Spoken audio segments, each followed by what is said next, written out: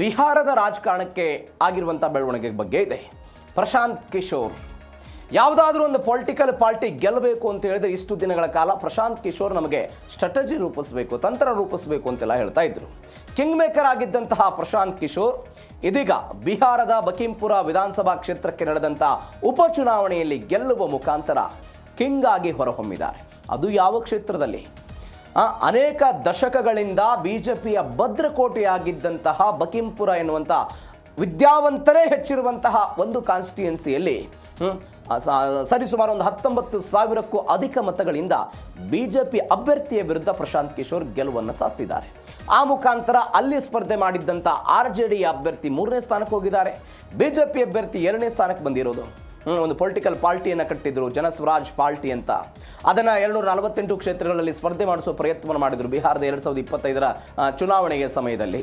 ಆ ಚುನಾವಣೆಯಲ್ಲಿ ಒಂದೇ ಒಂದು ಸ್ಥಾನವನ್ನು ಪ್ರಶಾಂತ್ ಕಿಶೋರ್ಗೆ ಗೆಲ್ಲೋದಕ್ಕೆ ಸಾಧ್ಯ ಆಗಲಿಲ್ಲ.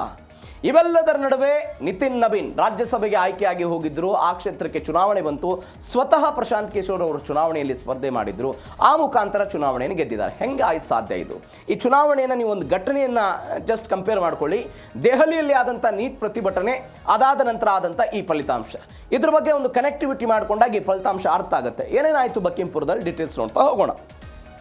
ಬಿಹಾರದಲ್ಲಿ PK ಹವಾ, ಬಿಜೆಪಿ ಭದ್ರಕೋಟೆ ಇದೀಗ ಧೂಳಿಪಟ ಆಗಿದೆ.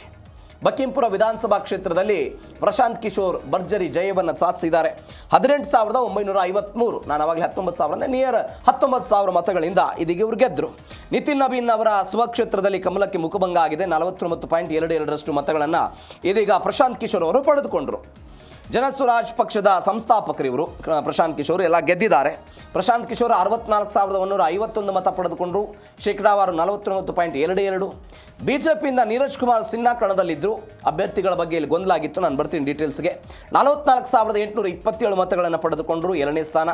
RJDಯ ರೇಖಾ ಕುಮಾರಿ 14,773 ಮತಗಳನ್ನು ಪಡೆದುಕೊಂಡರು, 3ನೇ ಸ್ಥಾನ. ಆ ಮುಖಾಂತರ ಒಂದು 19,324 ಮತಗಳಿಂದ ಇವರು ಗೆದ್ದಿದ್ದಾರೆ ಎನ್ನುವಂಥ ಮಾಹಿತಿ ಬರ್ತಾ ಇದೆ. 238 ಕ್ಷೇತ್ರಗಳಲ್ಲಿ ಕಳೆದ ಬಾರಿ ಅವರು ಸ್ಪರ್ಧೆ ಮಾಡಿದ್ರು, ಸೋತರು. ಇದೀಗ ಪ್ರಶಾಂತ್ ಕಿಶೋರ್ ಅವರೆಲ್ಲ ಗೆದ್ದಿದ್ದಾರೆ. ನಾನು ಆವಾಗಲೇ ನಿಮಗೊಂದು ಹೇಳಿದೆ, ನೀಟ್ ಪ್ರತಿಭಟನೆಗೂ ಮತ್ತು ಈ ಬಿಹಾರದ ಈ ಫಲಿತಾಂಶಕ್ಕೂ ಒಂದು ಕನೆಕ್ಟಿವಿಟಿ ಮಾಡಿ ಅಂತ. ಯಾಕೆ ಕನೆಕ್ಟಿವಿಟಿ? ಬಕಿಂಪುರ ಎನ್ನುವಂತಹ ಈ ವಿಧಾನಸಭಾ ಕಾನ್ಸ್ಟಿಟ್ಯೂನ್ಸಿಯಲ್ಲಿ ಅತಿ ಹೆಚ್ಚು ಕಾಲೇಜುಗಳಿದೆ, ಅತಿ ಹೆಚ್ಚು ಕೋಚಿಂಗ್ ಸೆಂಟರ್ಗಳನ್ನು ಹೊಂದಿರುವಂತಹ ಪ್ರದೇಶ ಅಂತ ಕರೀತಾರೆ. ಇಲ್ಲಿಯ ಅನೇಕ ಜನ ವಿದ್ಯಾರ್ಥಿಗಳು ನೀಟ್ ಪ್ರತಿಭಟನೆಗೆ ತೆರಳಿದ್ರು ಎನ್ನುವಂತಹ ಮಾಹಿತಿ ಇದೆ. ನೀಟ್ ಪ್ರತಿಭಟನೆ ಆದ ನಂತರದ ಒಂದು ಚುನಾವಣೆಯಲ್ಲಿ ಇದೀಗ ಪ್ರಶಾಂತ್ ಕಿಶೋರ್ ಎಲ್ಲ ಗೆದ್ದಿದ್ದಾರೆ.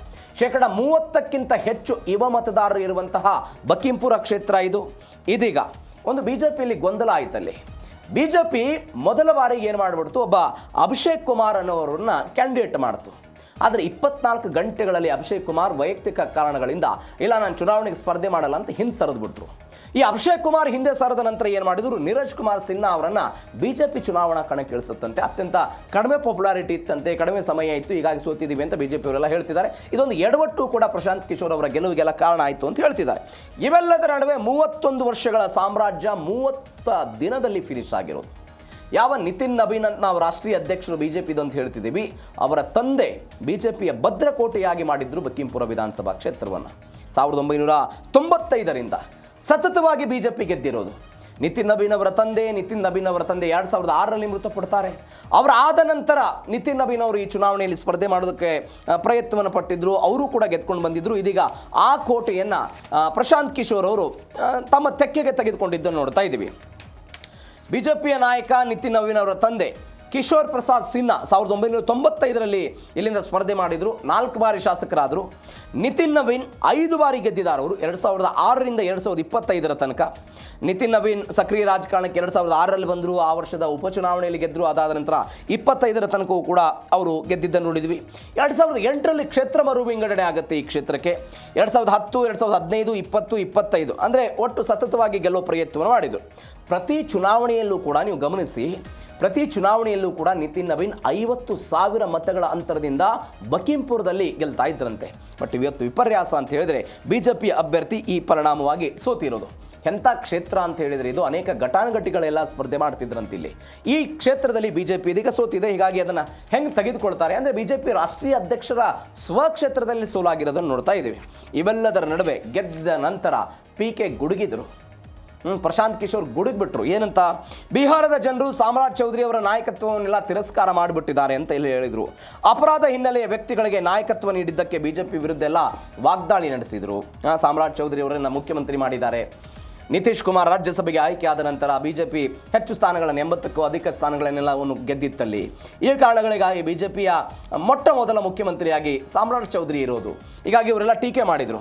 ಬದಲಾವಣೆ ಬಯಸಿ ಮತ ನೀಡಿದ ಬಕಿಂಪುರ ಯುವ ಸಮುದಾಯಕ್ಕೆ PK ಧನ್ಯವಾದವನ್ನು ಎಲ್ಲ ಅರ್ಪಣೆ ಮಾಡಿದರು. ನೋಡಿ, ಈ ಪ್ರಶಾಂತ್ ಕಿಶೋರ್ ಅವರು ನೀವು ಪೊಲಿಟಿಕಲ್ ಜರ್ನಿ ನೋಡಬೇಕು. 2014ರಲ್ಲಿ ನರೇಂದ್ರ ಮೋದಿ ಅವರ ಪರವಾಗಿ ಅವರು ಪ್ರಚಾರ ಮಾಡ್ತಾರೆ. ಚಾಪೆ ಚರ್ಚೆ ಇವೆಲ್ಲವೂ ಕೂಡ ಬಂದಿದ್ದು ನೋಡಿದ್ವಿ. 2015ರಲ್ಲಿ ನಿತೀಶ್ ಕುಮಾರ್ ಮತ್ತು ಲಾಲು ಪ್ರಸಾದ್ ಯಾದವ್ ಅವರ ಮಹಾಗಠಬಂಧನ್ ಗೆಲುವಿಗೆಲ್ಲ ಇವರು ಕಾರಣರಾಗಿದ್ದರು. ಇದೀಗ ಅವರ ವಿರುದ್ಧ ಗೆದ್ದು ಬಿಗಿದ್ದನ್ನು ನೋಡ್ತಾ ಇದ್ದೀವಿ. 2017ರಲ್ಲಿ ಪಂಜಾಬ್ ಗೆಲ್ಲೋದಕ್ಕೆ, ಅಲ್ಲಿ ಪಂಜಾಬ್ನಲ್ಲಿ ಕಾಂಗ್ರೆಸ್ ಗೆಲ್ಲೋದಕ್ಕೆಲ್ಲ ಸಹಾಯವನ್ನು ಮಾಡಿದ್ರು. 2019ರಲ್ಲಿ YS ಜಗನ್ಮೋಹನ್ ರೆಡ್ಡಿ ಅವರ ಗೆಲುವಿಗೆ ಕೆಲಸವನ್ನು ಮಾಡಿದ್ರು. ಅರವಿಂದ್ ಕೇಜ್ರಿವಾಲ್ ಅವರ ಪರವಾಗಿ 2020ರಲ್ಲಿ ಕೆಲಸ ಮಾಡಿದ್ರು. 2021ರಲ್ಲಿ ಪಶ್ಚಿಮ ಬಂಗಾಳದಲ್ಲಿ TMC ಗೆಲ್ಲೋದಕ್ಕೆ ಇವರೆಲ್ಲ ಕಷ್ಟಪಟ್ಟಿದ್ದು, ಕೆಲಸ ಮಾಡಿದ್ದನ್ನು ನೋಡಿದ್ವಿ.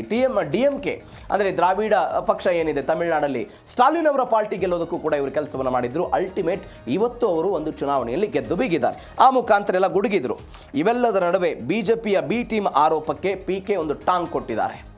ಈ PK ಅಂದರೆ ಜನಸ್ವರಾಜ್ ಪಾರ್ಟಿ ಅನ್ನುವಂಥದ್ದು ಬಿಜೆಪಿಯ B ಟೀಮ್ ಅಂತ RJD ಅವರೆಲ್ಲ ಆರೋಪ ಮಾಡ್ತಾ ಇದ್ರು. ಈ ನೋಡಿ, ನೀವೆಲ್ಲ ಹಿಂಗೆ B ಟೀಮ್ ಅಂತ ಆರೋಪ ಮಾಡ್ತಿದ್ರಿ, ಅದರದ್ದೇ ಭದ್ರಕೋಟೆಯಲ್ಲಿ ನಾನು ಇವತ್ತು ಬಿಜೆಪಿ ಅಧಿಕೃತ ಅಭ್ಯರ್ಥಿಯನ್ನು ಸೋಲಿಸಿಬಿಟ್ಟಿದ್ದೀನಿ ಅನ್ನೋದು ಯಾರ್ದು? ಪ್ರಶಾಂತ್ ಕಿಶೋರ್ ಅವರ ಮಾತೀಗ. PKಯನ್ನು ಬಿಜೆಪಿಯ B ಟೀಮ್ ಅಂತ RJD ಎಲ್ಲ ಲೇವಡಿ ಮಾಡ್ತಾ ಇತ್ತು. ಅದಕ್ಕೆ ಇದೀಗ ಅವರೆಲ್ಲ ಟಕ್ಕರ್ ಕೊಟ್ಟಿದ್ದಾರೆ. ಎಲ್ಲಕ್ಕಿಂತ ಹೆಚ್ಚಾಗಿ ಟಕ್ಕರು ಇವೆಲ್ಲದರ ನಡುವೆ ಈ ಕಾಯಸ್ಥ ಸಮುದಾಯದ ಮತಗಳು ಅತಿ ಹೆಚ್ಚಿದೆ. ಇಲ್ಲಿ 25% ಯಾದವರು ಇದ್ದಾರೆ. ಕಾಯಸ್ಥ ಸಮುದಾಯದ ಯಾವ ಕಾಯಸ್ಥ ಸಮುದಾಯ? ನಿತಿನ್ ನಬೀನ್ ಅವರ ಕಮ್ಯುನಿಟಿ ಏನು ಕಾಯಸ್ಥ ಸಮುದಾಯ ಅಂತ ನಾವು ಹೇಳ್ತೀವಿ, ಆ ಕಮ್ಯುನಿಟಿ ಜಾಸ್ತಿ ಇರೋದು. ಎರಡನೇದು, ಯಾವ RJDಗೆ ಯಾದವ ಮತ್ತು ಮುಸ್ಲಿಂ ಸಮುದಾಯಗಳು ಸಾಂಪ್ರದಾಯಿಕ ಬರುತ್ತೆ ಅಂತ RJD ನಂಬ್ತಾ ಇತ್ತಲ್ಲ, ಆ ಮತಗಳು ಕೂಡ ಅತಿ ಹೆಚ್ಚಿದ್ದು. ಒಂದು 20% ಮುಸ್ಲಿಮ್ಸ್ ಇದ್ದಾರೆ. ಚಂದ್ರವಂಶಿ ಮತದಾರರೆಲ್ಲರೂ ಕೂಡ ಇರೋದು.